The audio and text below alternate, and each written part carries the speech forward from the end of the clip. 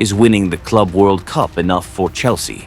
The answer is a resounding no. Fresh off their triumph on the global stage, the Blues are wasting no time.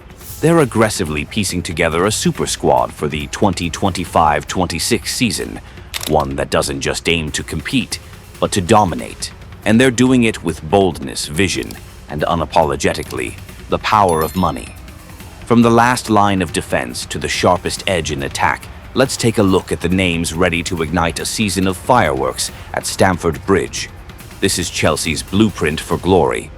Before the Club World Cup, Robert Sanchez was still viewed with skepticism by many fans. Some even labeled him a liability. But fast forward to now, and the Spanish shot-stopper has silenced the doubters in style. Crowned the tournament's best goalkeeper after Chelsea's commanding 3-0 win over Paris Saint-Germain in the final, Sanchez's journey has been one of redemption and resurgence. His numbers speak for themselves. A staggering 81.5% save rate, the highest of any goalkeeper at the tournament.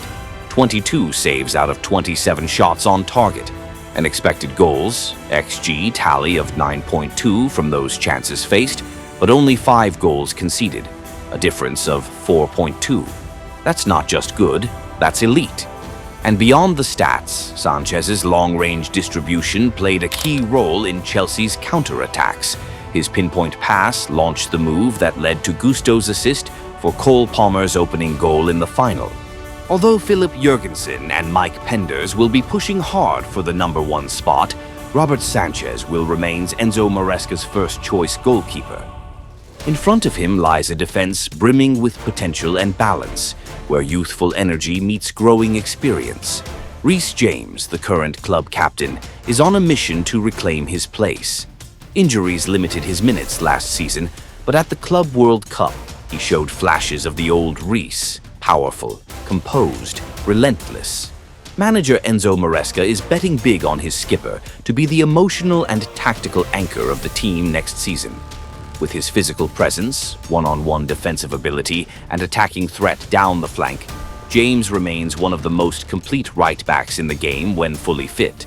Backing him up will be Malo Gusto, a versatile fullback capable of playing on both the right and left, giving Chelsea valuable cover and tactical flexibility when needed. At centre-back, Chelsea are making moves to bring in Jorel Hato, arguably the most exciting young defender in the world right now. Still only 18, Hato has already worn the captain's armband for Ajax and earned a call-up to the Dutch national team.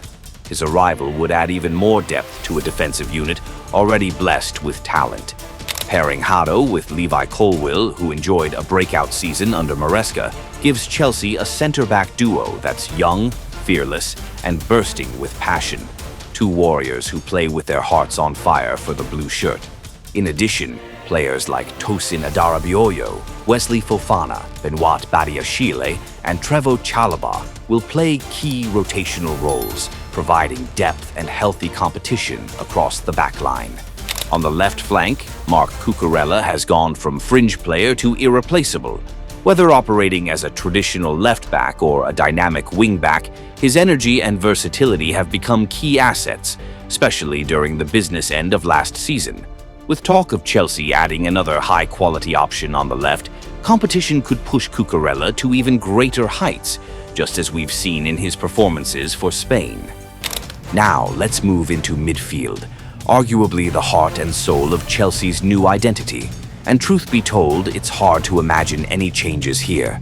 The trio of Moises Caicedo, Enzo Fernandez, and Cole Palmer has not only found its rhythm, it's become the brain of this entire operation.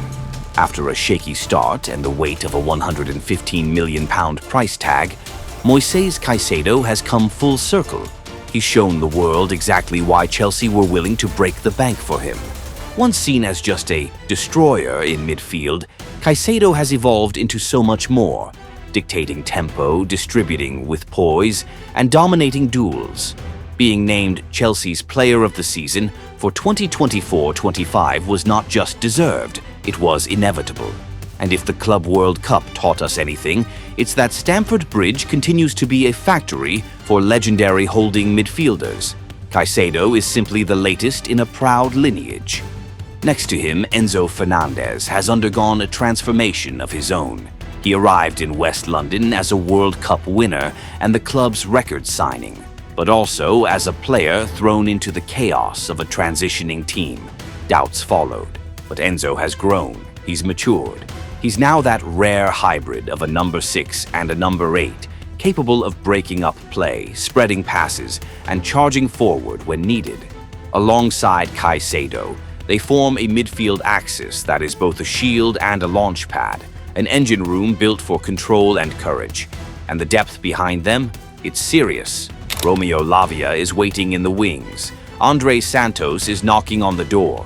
And even Reece James, when called upon, has shown he can play the number 6 role with discipline and vision. But if there's one player who's truly lit up Stamford Bridge, one face who now symbolizes Chelsea's renaissance, it's Cole Palmer. In just 2 seasons, Palmer has gone from a promising youngster at Manchester City to one of the most electrifying English talents in the world. Smooth on the ball, sharp in the final third, and blessed with a vision beyond his years, Palmer is the perfect fusion of a classic number 10 and a modern-day attacker. His numbers are staggering: 18 goals and 13 assists across all competitions in the 2024-25 campaign. And he's only 23. But stats only tell part of the story. Watch him play. Watch how he glides, how he sees things before they happen. It's no wonder he was named MVP of the 2025 Club World Cup. In a team full of stars, Palmer is becoming the star, the symbol of Chelsea's new era, their new hope. A team's true power doesn't just lie in a rock-solid defense or a commanding midfield. No, the real fear factor comes from an attack that can break through lines, punish mistakes, and turn half chances into goals. For Chelsea, after several seasons of searching for the right formula up front, they may have finally cracked it.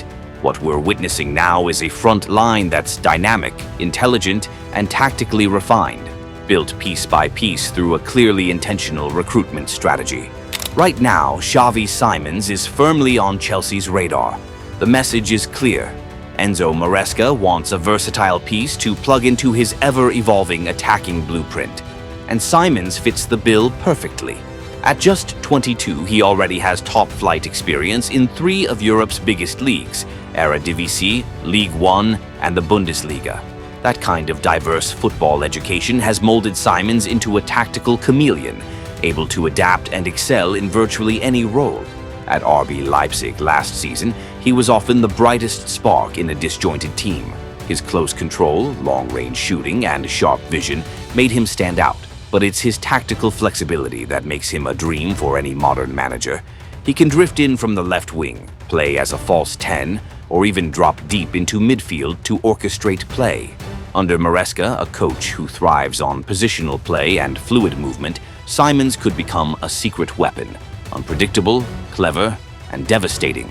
For now, imagine him starting on the left flank in Maresca's 4-2-3-1 setup. That spot could also be claimed by Jamie Bino Gittins, the electric young winger from Dortmund. More of a traditional wide player, quick, direct, and fearless, Bino Gittins offers a completely different flavor and could become a key rotation piece throughout the season.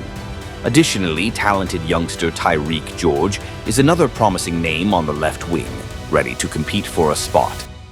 While Simons might be the signing that sends a message to the football world, Joan Pedro is the player who just feels right now. His £60 million transfer was sealed just days before the Club World Cup semi-final, and yes, eyebrows were raised. At Brighton, Joan Pedro was never really seen as a pure goal scorer.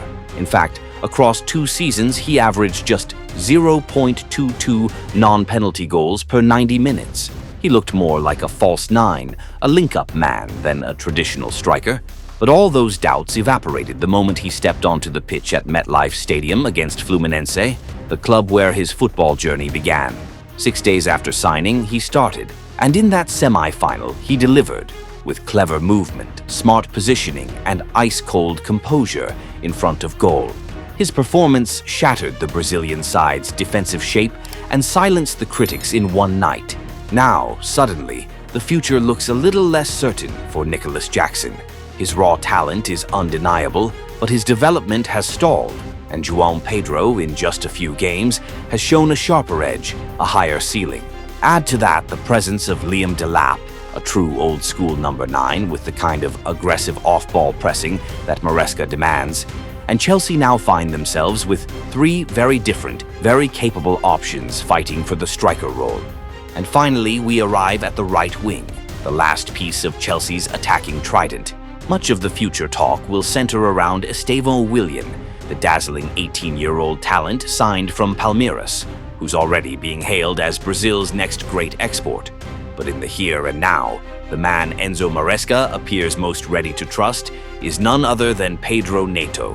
When you think of Neto, the first things that come to mind are his blistering pace, his unpredictable dribbling, and his ability to turn a game on its head from the flanks. But last season, the Portuguese winger gave Chelsea fans even more to talk about. After years of battling injuries at Wolves, Neto finally enjoyed his first fully fit campaign, and it felt like a rebirth.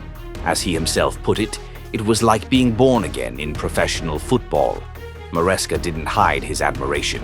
"Neto plays best on the right," he once said, "but his versatility allows me to use him anywhere across the front line."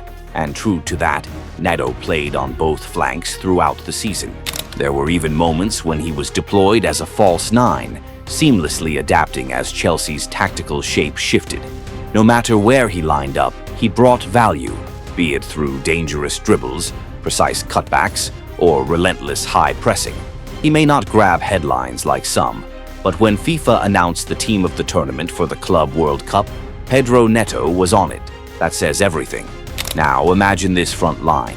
Xavi Simons on the left, Joan Pedro through the middle, and Pedro Neto on the right. What you get is a trio built on creativity, intelligence, and fluidity. Each brings something unique. Simons controls the space, Pedro links the play, and Neto slices through defenses. And the beauty? They don't step on each other's toes. They complement one another. Add attacking midfield surges from Cole Palmer or deep playmaking from Enzo Fernandez, and Chelsea have themselves a front 5 that's as unpredictable as it is unstoppable. This Chelsea squad isn't just deep, it's stacked. And with the glow of a Club World Cup title still fresh, the Blues are marching into the 2025-26 season, not just with momentum, but with swagger. A squad this talented, this balanced, this well-drilled under Enzo Maresca, it's not just dreaming of success, it's built for it. A Premier League title charge? Don't rule it out. A return to dominance in Europe? Very possible. Because right now, Chelsea are building something far bigger than just a team. They're building a new era, one where ambition has no ceiling, and money, once again, speaks with a loud and ruthless voice.